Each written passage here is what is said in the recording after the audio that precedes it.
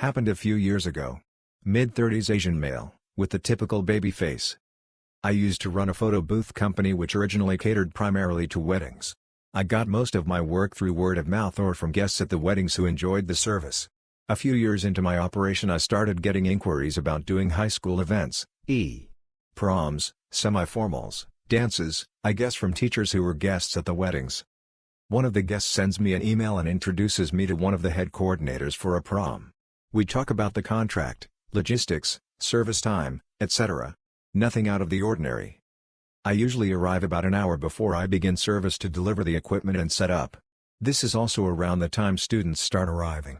Now most dances have fairly strict rules about coming in and out, but that only applies to the students. On one of my last trips from my car one of the teachers stops me and says in a stern voice, "Students can't be coming in and out like that." With a deadpan face I look him in the eye and say, "I'm the photographer." He says, "Oh," and lets me carry on as I bask in his embarrassment of mistaking a mid-30-year-old for a teenager. Not the first time this has happened at an event. But wait, there's more. After I had finished setting up my station he comes over to strike up a conversation about photography as he's a bit of a hobbyist. What kind of equipment do I use? Blah blah blah. A few minutes into the conversation I feel like I've met this person before. Me, did you teach at so-and-so school like 20 years ago? Teacher, yes. Oh my god. Turns out he was my grade 10 and 11 science teacher in the mid-90s. It was a smaller school so he remembered me even though he got my name slightly wrong. We had a good laugh about it. Sorry, no pitchforks required tonight.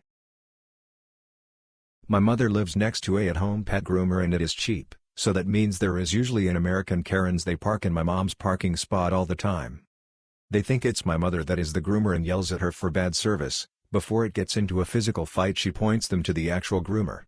They don't bother to ever move. My mother owns a bunch of different sized car wheel lock things, I don't know what they're called. Then she puts the lock on the wheel and goes straight inside. Then she watches a show she likes and the Karens never fail to bang on a door to make it feel like it's a nuclear war. She takes her sweet time and says she will be done in a minute, as mothers always exasperate with time 30 minutes. When she is done they are obviously visually angry. Then my mother tells the Karens it will be $100 to get off. My mother always has extra money from her second job to spend. Edit, driveway to those who thought it was only a singular parking spot.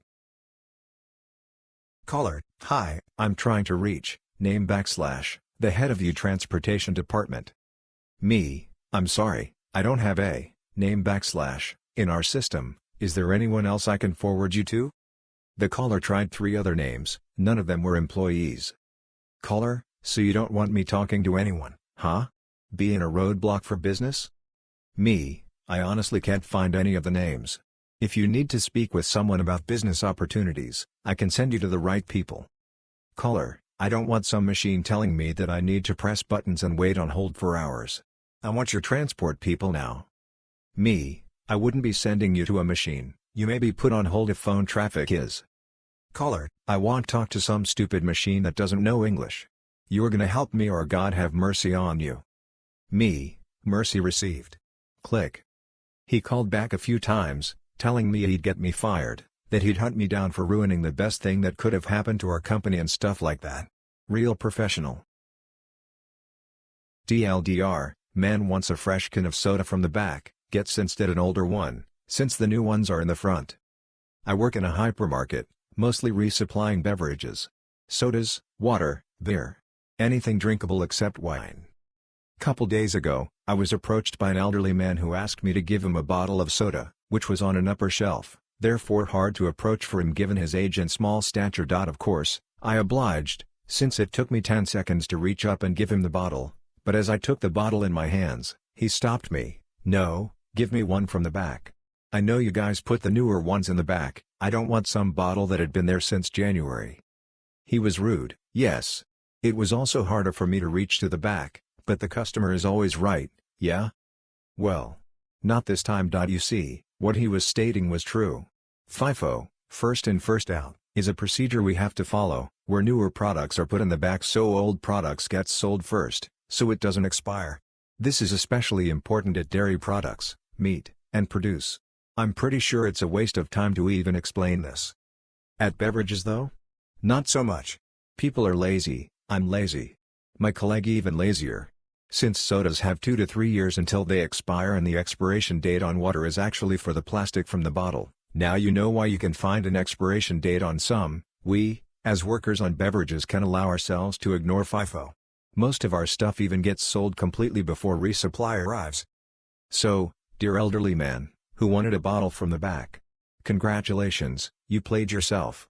Instead of getting your so desired fresh bottle of Pepsi, that you made a worker ignore safety protocol and step on one of the lower shelves, you instead get a bottle that is, well, 3 days old. Pepsi sold like crazy in here. Edit, trying to clear out post. I feel like there are cases where we have so much evidence or really great pieces of evidence, but there is just that final nail that is needed to really get closure on a case. My contributions are: John Bennett's case, who wrote that ransom letter. I think it was either Patsy or an intruder. Either way, if we could figure out who wrote that letter, it would either implicate someone in the house or the actual perp. With Andrew Gosden, I would love some clarity on the charger that was left behind. Was it by accident? Was it on purpose? I do think it could provide some massive clarity on his intentions that day. I should agree, why did she leave the house? Such a crucial piece of evidence that would surely crack the case. I tend to believe she was either being chased out of the house by a parent or she was groomed out of the house, the latter being most likely to me. There is a guest currently sitting in his car in the parking lot, coughing so long and so hard that I can hear him from the front door. I went and checked on him, from 15 feet away, mask, gloves, everything, to make sure that A, he was a guest, not a car camper squatting in our lot, and B, he was okay. He identified himself, thanked me between coughs and spitting God know it onto the pavement, and said that he was fine. I didn't press further, and locked myself back inside. He's due to pay cash at checkout this morning. I really hope I'm not the one who has to handle the cash. I left notes warning AM shift, but we've had no direction on how to handle symptomatic guests. Other than obsessively sanitizing everything and taking the room move for 72 hours. I've no idea what I'm supposed to do. Update: the guest decided to make his cash payment early, so I got to handle it. The plus side is that he explained he was smoking a really strong marijuana cigarette since he's been smoking pot since he was 11, and it always makes him cough like that. So not sick, just a pothead. LOL, gotta love living in a state where that's legal. At least he was doing it outside. Phew. This story is true and here is the proof. And NBSP. Me and my friend, let's call him friend for convenience, used to email each other all the time. However, we didn't know it, because both of us never received the other's emails. Now, we mostly use WhatsApp, a messaging platform. Back 4 years ago, me and my friend either communicated in person or by our other method of communication, which was supposed to be email, but I never received a single email from him for some reason. I just assumed he was reading my emails and not replying. Today, 4 years later, I was messaging him on WhatsApp about a new website I was setting up. I asked him whether he wanted me to set up email forwarding so the emails from his new email address from the website would redirect to his old email address. Then he told me that wasn't his email. I replied by asking whether his email had an extra dot in it or not, but then he sent his actual email, which was completely different. It dawned on me then that I had been messaging a complete stranger for the past 4 years. I knew this was a real email account because it had a logo on it, but, come to think of it, I should have realized it wasn't my friend's logo. My friend had been sending emails to me, though, and it was a mystery as to whether those went until I checked my spam filter. They told me they had sent 942 emails to me over 4 years, and every one had gotten stuck in my spam filter. Then, after 30 days, they had been deleted. So both me and my friend missed thousands of emails to each other because of a wrong email and a spam filter. And NBSP. DL, Doctor, me and my friend had been messaging each other on email for 4 years. Today I realized both of us had been missing each other's messages because of a spam filter and an incorrect email. So as the title says, I made drivers think him suicidal, but here's the story, obligatory not today /.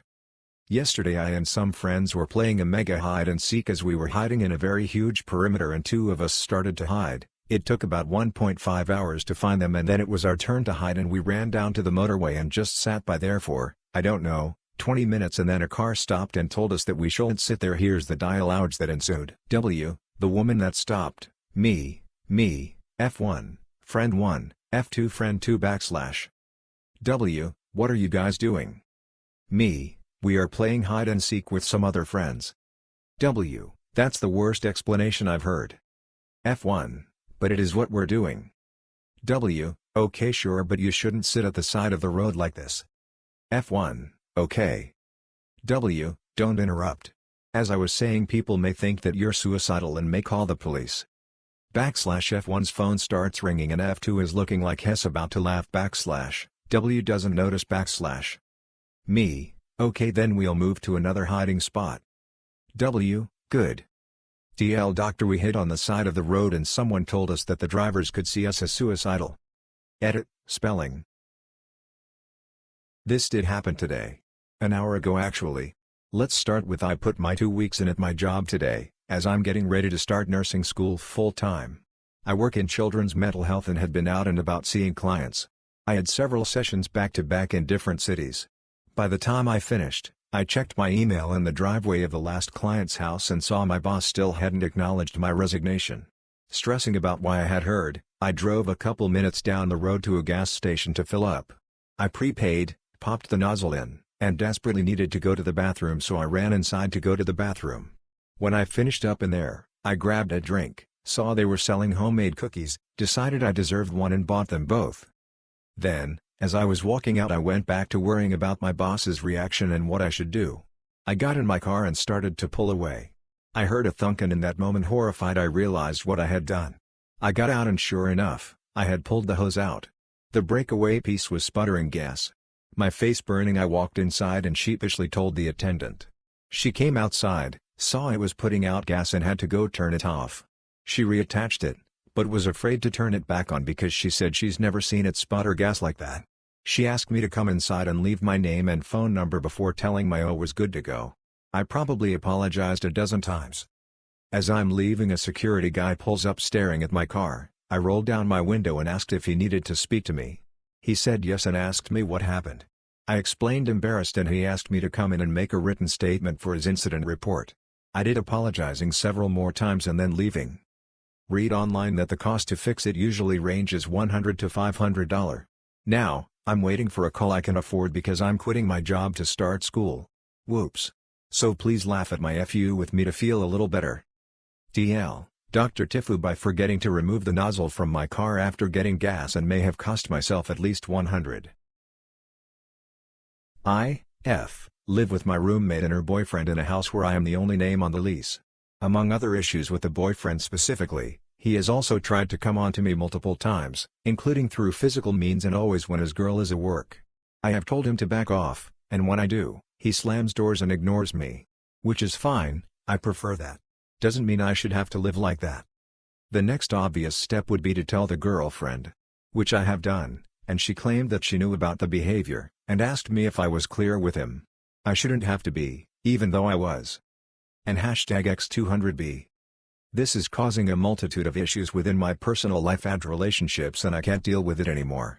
There is no written agreement of a lease between us, so it is considered month to month. I can't live like this. Am I within my rights to evict? One of my close friends put up a picture on Instagram where a silhouette of a man and a dog was visible against the sun. It was accompanied by a caption which went "R.I.P. Timmy, name changed," and other loving things. Being the lovely friend I thought I was, I messaged her privately to let her know I was with her by saying, "I'm so glad he got many hugs and cuddles in his time here." This is the point at which she said, "I don't think he knew because he took his own life." At this point my IQ of 370 still doesn't realize this is not a member of the canine species, and I wondered how and why a dog had taken his own life.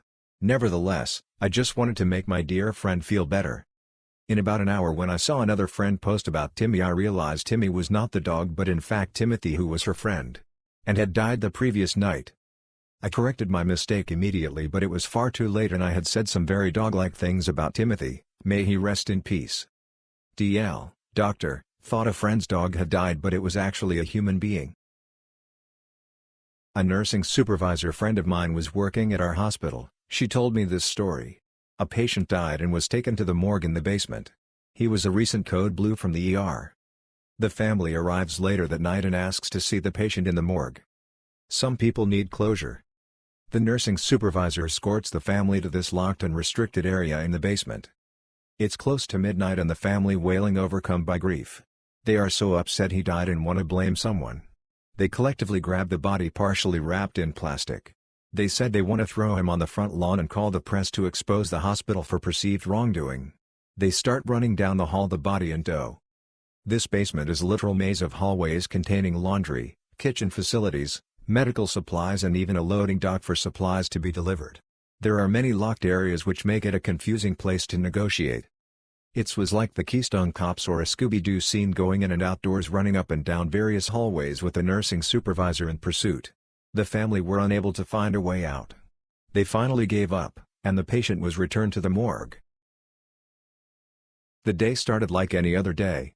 My teacher was a bit late to class because he had left to get coffee. He soon returned and sat at his desk. His desk was in the corner with a cabinet behind him and his desk in front. They were against the wall. It was the first class of the day. He usually gave us 5 minutes to relax before class.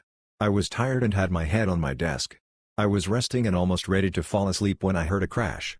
I instantly sat up and looked to the source of the noise. My teacher was on the floor and his head had hit the air vent on the wall. One of my classmates went to the phone and got things started on that end. I went with a couple classmates to the classroom next door. There were 6 of us in total in the entire class. We stayed in the neighboring classroom. He soon got taken away in an ambulance. My classmates and I got taken to an empty conference room to rest, and half of us went home that day. Our school closed days later due to the virus. We had a sub for a while online. But one day, instead of just our substitute, our teacher was there. I think we all cried a bit when we first saw him. Although we heard our beloved math teacher was okay, a wave of relief washed over me when I saw him myself. Today we had a Zoom call where everyone involved in saving his life got together. He was choked up by the end of it. Only 10% of people make it out of those situations without anything physical or mental happening to them. It was a blessing that he was in that 10%. He is now teaching again and is doing a lot better. Stay strong everyone, because blessings like these moments are still out there.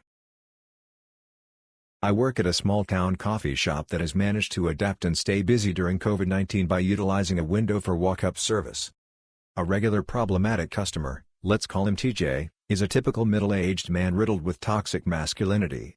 He often makes female employees and customers uncomfortable with his comments. Lately he's been around a lot, being typical TJ. Today he came to our window and ordered a coffee. Cool, nothing out of the ordinary.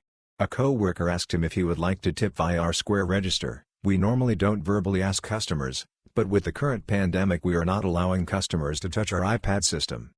He proceeded to tell her to put 100, and reassured them he wanted to tip that much because he appreciates our hard work and effort and wants to chip in since our business has been a bit slower.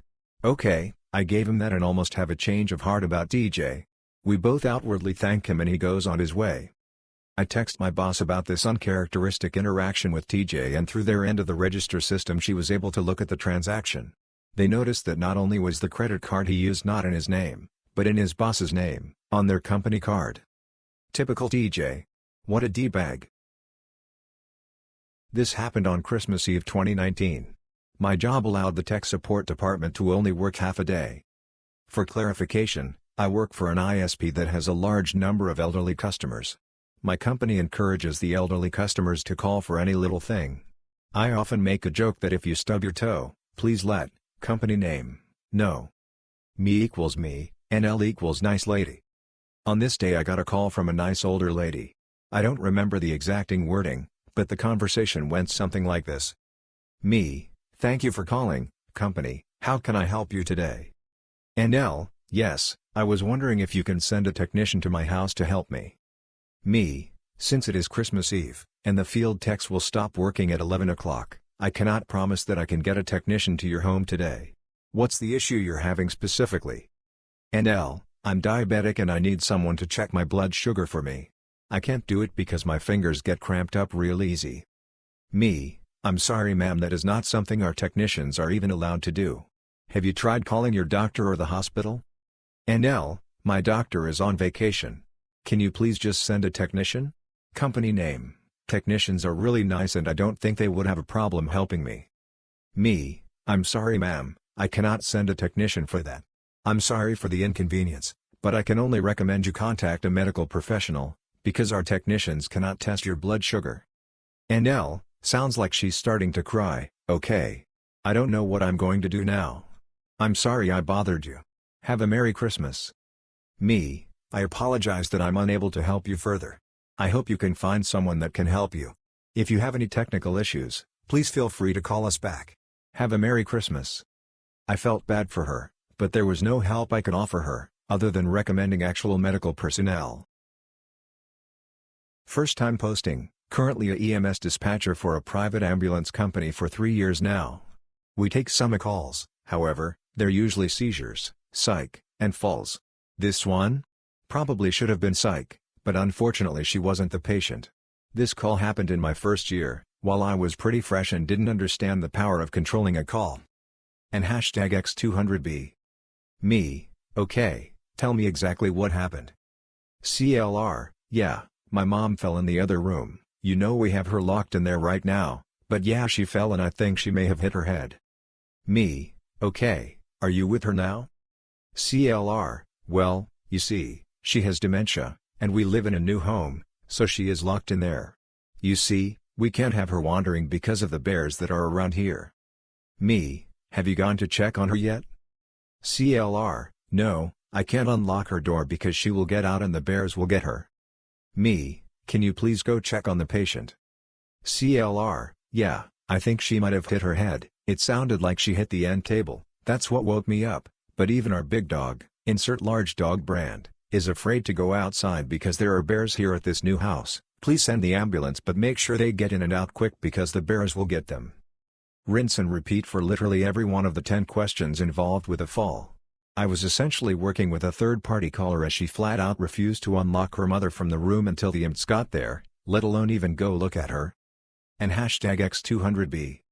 I kid you not, I heard way more about these bears than I ever got out of her regarding her fallen mother.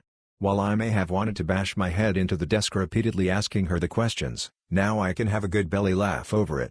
From what I do remember though, Mom was transported alright, and no EMTs were mauled by the darn bears. I still don't know what happened 3 hours later. I've been helping out with our contact center's incoming phone calls. If they need their account number, if they need their password reset, if there's fraud on the account, etc. I wanted to preface this too. To be able to take phone calls like this, you normally get 3 days of training with someone in the contact center and the training is available to member services officers and higher. I'm a member services rep too. We're short-handed and I was thrown into this with almost no training. I would take calls when I worked at the bank, but nothing this in-depth, especially because the credit union does more than the bank ever did. Anyway, a guy calls in tonight. Tells me his name, let's call him Dale.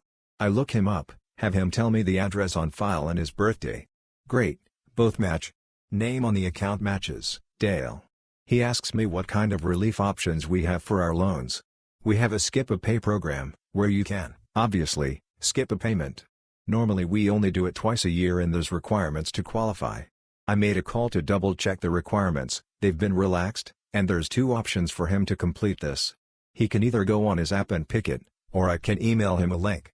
He tells me to email it to him. I confirm he has access to the email on file and rattle off the email.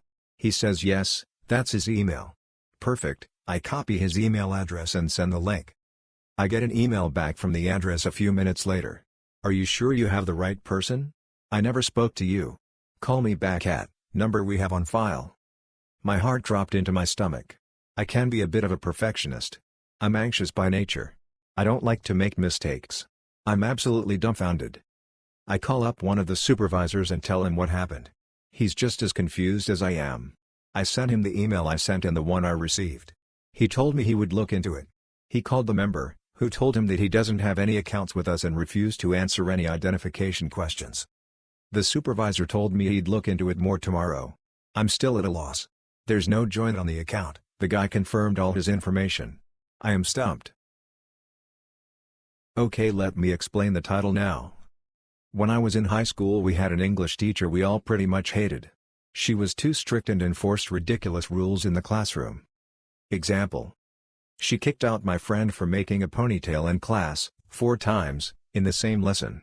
She also had a habit of wanting the classroom to be ridiculously neat before class starts and this took like extra 10 minutes of the lesson. She was horrible. On to the story. One day I decided I wanted to get my petty revenge on her, just to annoy her a little bit. Nothing serious. We all had tasks to do in the classroom and I was in charge of cleaning the chalkboard and bringing in new chalk when we ran out. Cue the revenge.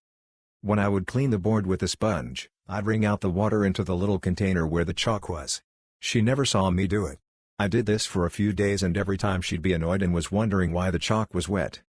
It was super funny, because she was the type who wanted everything in the classroom to be perfect.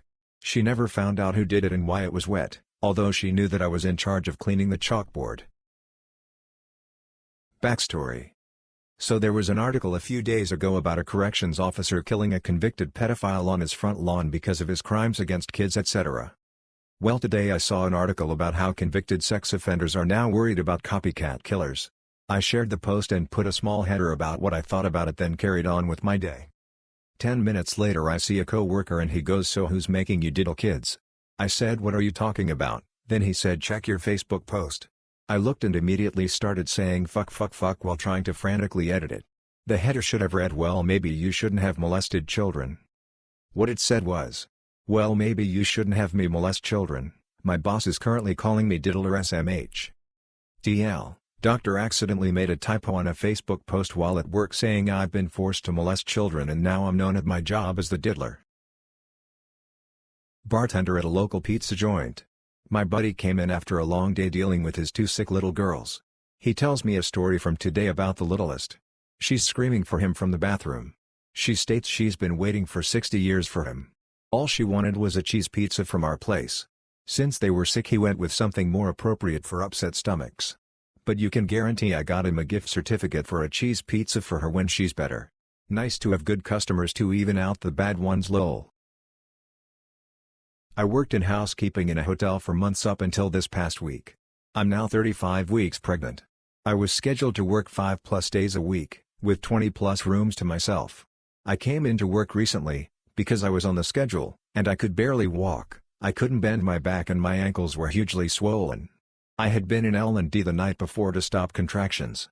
We didn't have many rooms, but 5 housekeepers in-house. Everyone was almost begging my manager to send me home, as we had too many housekeepers for the amount of rooms. Now, I'm huge at this point in pregnancy. I can't bend too far forward in general. My manager and I, discussed a couple weeks ago that she didn't want me cleaning bathtubs, so I was to have another housekeeper come clean my bathtubs. No biggie, I was fine with that. Well, the day before I quit I had went to find another HK to help with a bathtub. Said manager stopped us in the hall and asked what we were doing socializing on the clock. We explained that she was going to clean a bathtub for me and would go right back to her rooms. She yelled at me and said that if I can't do my job, I need to quit so that she can hire someone who's willing to work. I explained that it wasn't that I wasn't willing to work, rather that's one small task that I myself struggle with accomplishing. She didn't care. She continued yelling at me. Now, I've always hated being yelled at, so I spent the rest of my shift crying while cleaning my rooms. I got home from work, still crying. My boyfriend became extremely upset as I told him what had happened. We decided that it's in the best interest of our child that I just be done, as it's a lot of emotional trouble as well as physical. So I gave my manager her wish, and I went in and handed in my scrubs and quit. She seemed sympathetic, said she understood, was sad to see me go, and for me to come talk to her after I was released from maternity leave. Fast forward to today, another HK at said hotel was talking to this manager, while recording the conversation to send to me. She asked if I would be back after baby. The manager told her that I was lazy and a crybaby so she would never consider hiring me back. I'm glad I quit. I feel like I dodged a bullet. I'm not sure that I'll ever be able to convince myself to work in housekeeping again. I am 14. I am a certified referee in my state. I know the rules as I've played by them my whole life along with taking the officiating classes. At our park district, no headers for ages below 11. But in U12, it is up to the referee's discretion. So if it's a small tap it's okay. That is exactly what happens. So the coach behind me screams at the top of his lungs there are no headers in U12 5 to 16 times. I ignore him. Though I could eject him. It was last game of the season and I didn't care. After a bit of yelling, he says fine, go duck yourself then, which I turn and tell at him for saying in front of U11 kids. I wish I sent him away or ended the match. Sadly I didn't do much and my partner is a longtime referee, officiated my matches as I grew up, and he is deaf. So he has no idea what happened. The person who runs Park District in my area has been informed and is taking action. Me, thanks for calling, company /. How can I help today? Dingus, yeah, I've been waiting for weeks now for you guys to send me the copy of file / that I requested and I haven't heard anything back. This is ridiculous that I have to keep going back and forth with you folks on this. Can you check on that? Me, sure, I can check on the status for you. Would you mind letting me know what date and time you called in so I can check my logs? Dingus gives date and time /. I found the call and the ticket associated with it. He had called last week, asked for the file, and my coworker had sent it off to him the next morning. She had to get approval to send it over. No response for a few days, then he sent another email to my coworker asking about the status. She replied saying she sent it, with a copy of the email she sent, and also reattached the file. Dingus demanded timestamps of every reply sent by my coworker, so I gladly gave those to him. Surprise, surprise, he was able to find the file he needed and all of our replies in his inbox. Dingus, okay, looks like it's here. But we shouldn't have been waiting so long to get this to begin with. Me, as I said, she sent both replies directly to the email you gave over the phone. All I can do is go by the history showing on my end. Dingus, but it was sent from a different email. No, it wasn't. Me, okay, do you have the file you were looking for? Dingus, I have it now, but we needed it last week. Me, well, I apologize that you didn't initially see the responses. Not really, but I was at a loss as to what the flip to say to that. Dingus, yeah, whatever. Click /. I think someone needs his binky and a nap. So, before I get into what I want to discuss, let me just start by saying I won't name the company I work for because I still work there. That being said, the place I work for is all across the US, and quite well known. Because of COVID, most if not all of my coworkers have filed for unemployment, which, don't get me wrong, is great for them. It's a great source of income during quarantine. However, recently businesses have slowly started to open up, and while where I work isn't essential, it provides entertainment for people who are stuck at home. So, the company decided to start curbside pickup. They decided this 2 days before stores could slowly start to open. Needless to say, our store is a mess. But that's not the point of this rant. Because my coworkers have unemployment, they refuse to come back to work because at the moment they're receiving more money than they would make working there. So we are short on staff. I'm a part-time manager, and we can only have a few people working as it is. The system is a mess. We are working 8-hour days with no time for meals or breaks and working 7 days in a row? Not fun for the store manager. I'm a college student, full-time, who now doesn't have time to gather my portfolio to apply for my next 2 years, most likely longer, at another school. What it says. I was locked up in a room working all day. I came out, made dinner. 7 years old had dinner, then an hour later he was hungry again. I gave him some fruit but then later saw him eating a PB&J sandwich. Now I've always had a messed up relationship with food. Over the past 6 months, I've been in therapy and am slowly but steadily losing weight. I was so hassled that he was overeating and at such a young age. Had I messed my kiddo up? Was he eating for comfort? In my mind I was convinced it was stress eating because of the lockdown and other imaginary stuff that I was standing in the kitchen wondering what to do and I absent-mindedly ate a whole darn bar of chocolate. 10 minutes later my partner walks in and I unload on him. He laughed and said kid, and he had played all day, ran around a lot, and kid was probably hungry because they had both missed lunch. Geez. I'm so annoyed with myself right now. DL, doctor, I'm an idiot who overthinks like it's an Olympic sport. We're a local place, and we get calls that are 2 to 3 miles past our radius, and for some reason the people at the front still take them. The concept is, well, we've already delivered to them before so we can't stop now. This makes the delivery there and back take at least 30 darn minutes, putting other deliveries on backlog. Not to mention the people that order over the delivery radius will always stiff you. Had a woman that I regularly have to go to, seems to always be me that does it, that is well above our delivery radius, lives in a mansion, and proceeds to stiff me every single time, and complained about having to give me a $6 tip because I didn't have enough change for her to give me a $2 one. She also apparently owns a super high-end restaurant in the state, and I'm like, seriously? You stiff drivers, I can't imagine what you pay or what you do to your staff. So as some of you know from my previous rants, I work for a mortgage company. With COVID-19 everything is mostly upside down, policies changing non-stop, but now we are getting mostly back to normal. So to give a bit of background content, the customer in question lost his job and couldn't make payments. So he called and asked for hardship help. During those 2 months I guess he decided maybe I can refinance and get some money out. So he calls in with a third party that verifies credit for the company he is going to go with. Me: welcome to Censor, my name is Me, can I have your loan number please? 3P: yes, hi, I have a mutual customer on the line and just need to verify some information for a refinance being worked on. So after verifying the borrower and going over the basic loan information needed, we get to the part that got really messy. 3P: so one more question, has this loan been or is in a forbearance? Me: let me see what we have here. Borrower: I'll answer that for you, no I am not and have never been. 3P: I hear you, but we need it from the mortgage provider. Me: from my notes here, yes, the loan was placed on a forbearance and is due for the past 2 months. So the third party takes the information and the customer gets mad. Because he sees that this may affect his chance at a refi. Borrower: no, that is wrong, I never asked for that hardship assistance and never wanted it. You guys did this to me without my permission and it's wrong. You need to correct that now, if I lose this refinance I will sue you. At this point I'm looking through the notes and tell him, well sir, you called an honest day, gave information regarding your impact financially and requested we out you on a plan for hardship. Borrower: no, that is incorrect and you are gonna face a lawsuit. I want those calls pulled. So I tell him we can check to see about getting the calls pulled and listening to them. And since he is threatening legal action, the call ends there. He actually hung up while telling him, leaving me and the third party on the line. I followed up with my supervisor a week later, and he lost the refinance and had to make 3 payments since he got taken off of the hardship. Not me, but witnessed my bar manager go through this.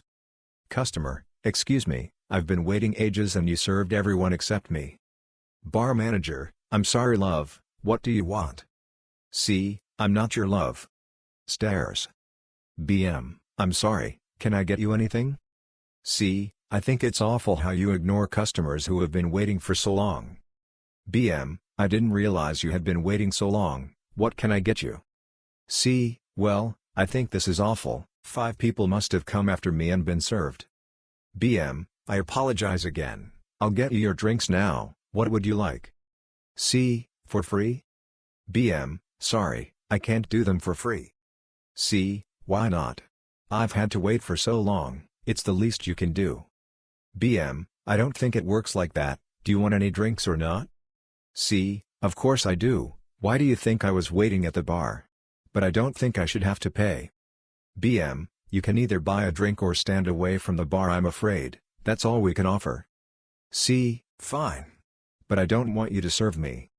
BM: why not? C: because you're incompetent, you don't know what you're doing. BM: well, everyone else here didn't serve you fast enough either, what difference does it make who pours your drinks? C: well, I've just said, anyone but you. Now get somebody else.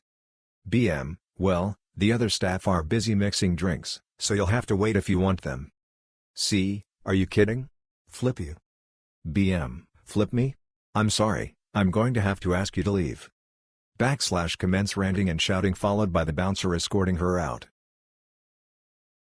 This happened last year, but I still feel like trash. I moved to a new country last year for school and initially spoke only a few words of the local language. I live in a large apartment complex.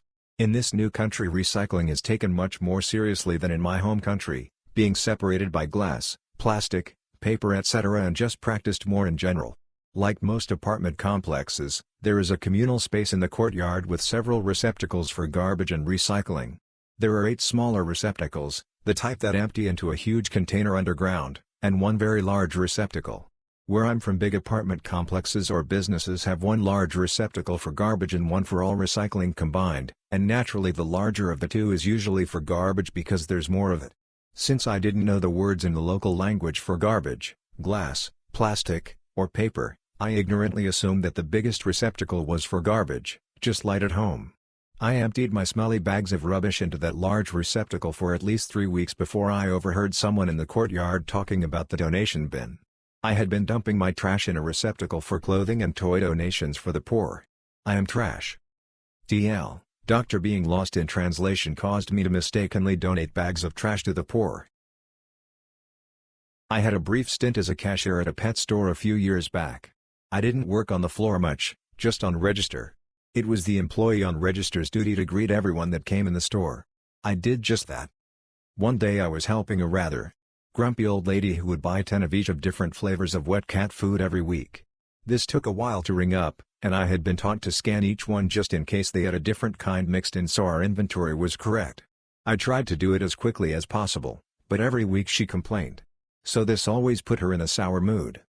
I was scanning her items, and another customer walked into the store. "Welcome to Pet Store, do you need help finding anything?" I asked cheerily, happy to be able to speak to someone besides grumpy old lady. Before the new customer could answer, grumpy old lady says, "Well gosh, how would he know if he needed help finding anything, he just walked in the store." "Ma'am, it's just what I ask everyone when they come in the store. Some people know what they want coming in and want help finding it," I answer. She huffs, pays for her 40 cans of cat food and shuffles out.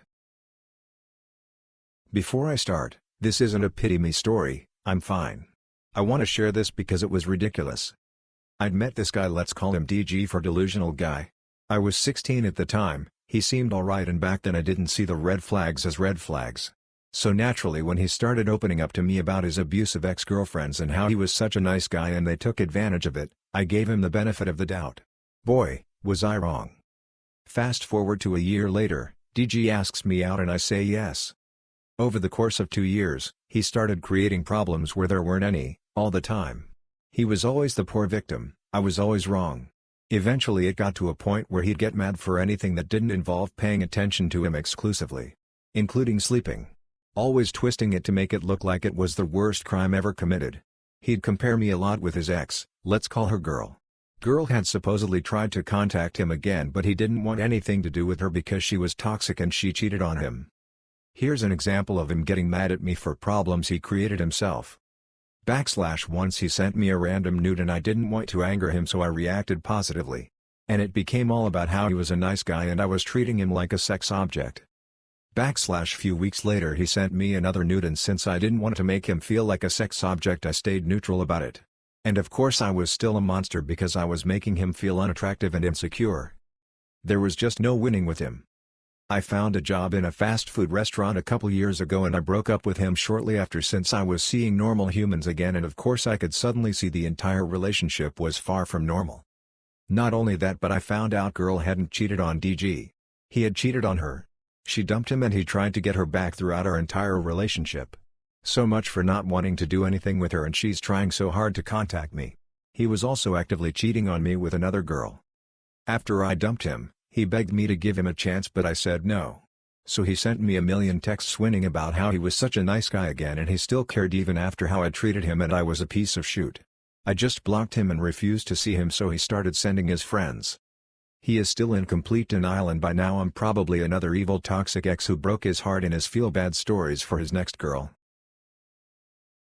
I work at the biggest GSM company in my country as an inbound call center agent for more than a year. So when this customer called, he had an issue with his GPRS offer asking for a discount.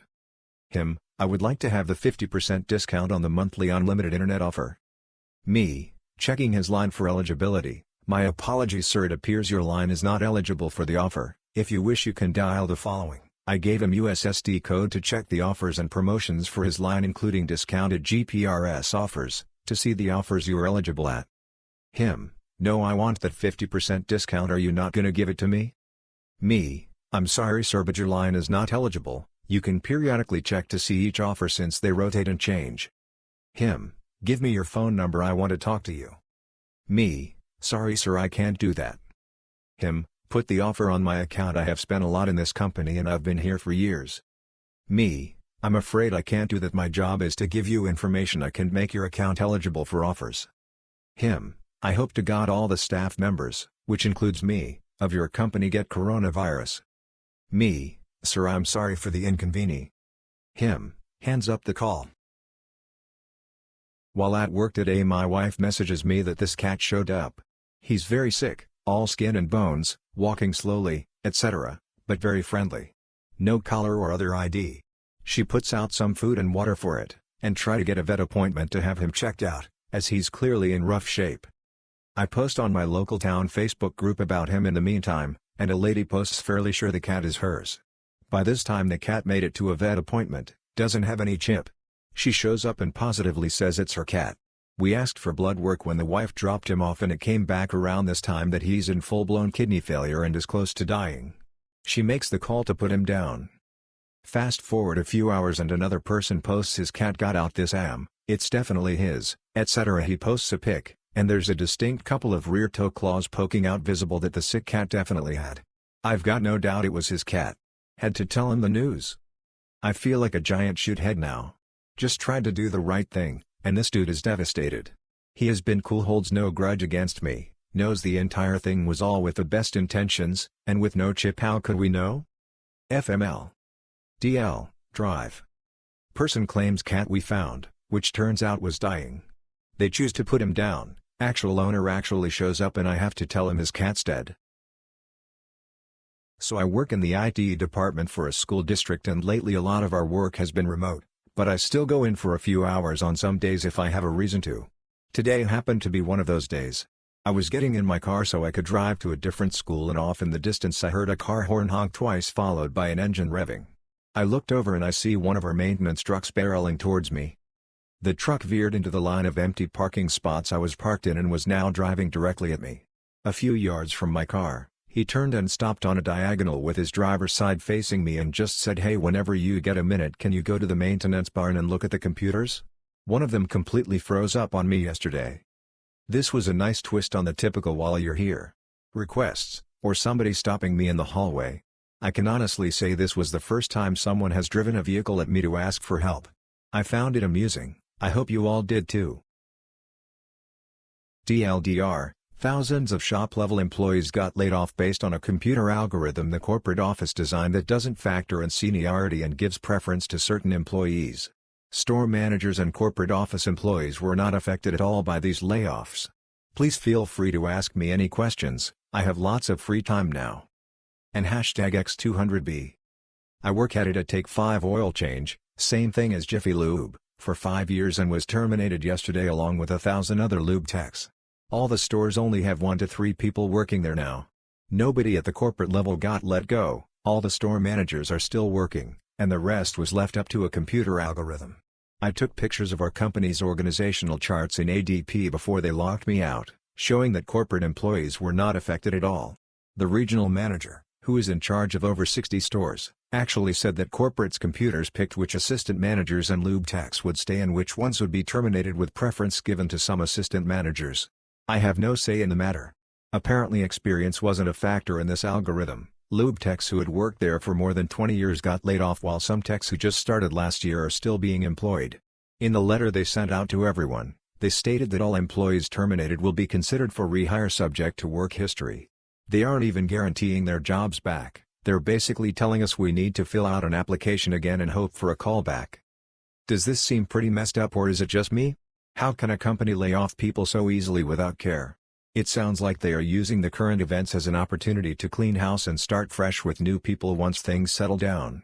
I can't imagine a company anywhere that lets a computer tell them who can stay and who can leave during a layoff. I think what bothers me the most is that I know very well the expendable shop-level employees are only getting laid off so the company can afford to pay the management and corporate employees. They still have 10 employees on payroll making $70-80K a year for unit growth and development. This company is not doing any growing or expanding right now, couldn't they let some of those people go? Thank you for taking the time to read, I just really wanted to vent my frustrations. If what they are doing isn't illegal, then it is certainly the shadiest thing I have ever come across. When I was 17 I used to deliver for a well-known pizza place in the area. Of course Fridays were always insane and this Friday was supposedly going to be the biggest. Halfway through the night I got to deliver to a home for a specialty pie with 5 toppings, the bill came out to $35, pizza was deep dish when given toppings so the price was always jacked up, and was hopping for another good tip to bring my night to about $50. As I'm walking up to the door I can hear them trying to shush their dog. Usually whenever this were to happen it was common courtesy for the customer to come outside to avoid any issues with their dog. Well, they open the door and their 100-pound husky comes bolting out, jumps, bites my arm and then attacks the pizza. Luckily I was okay and very disoriented from the whole situation and wasn't sure what to do since the pizza was all over their front steps. They freaked out and continuously apologized, They informed me that they would call the store and order a new pie and pay for both and tip me extra. However, they sent me on my way without ever paying me. My 17-year-old mind was still messed up from getting attacked by their dog. Getting back to the store, I find out they never called and we couldn't find their phone number to contact them. Got bit by their dog and ended up not making anything after it all. Lady walks up to the counter and asks to refill her Ventolin.